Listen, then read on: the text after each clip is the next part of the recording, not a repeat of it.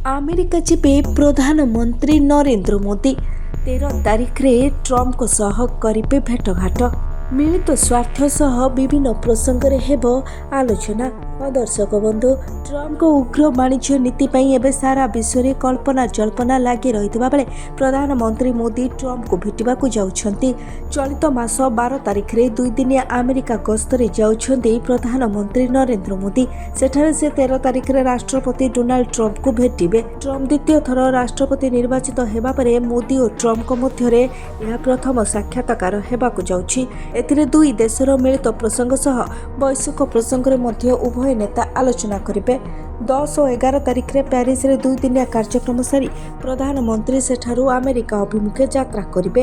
ତେବେ ସରକାରୀ ସୂତ୍ର ଅନୁସାରେ ପ୍ରଧାନମନ୍ତ୍ରୀ ମୋଦି 12 ତାରିଖ ସନ୍ଧ୍ୟାରେ ଆମେରିକା ରାଜଧାନୀ ୱାଶିଂଟନ ଡିସି ବିମାନ ବନ୍ଦରରେ ଅବତରଣ କରିବେ।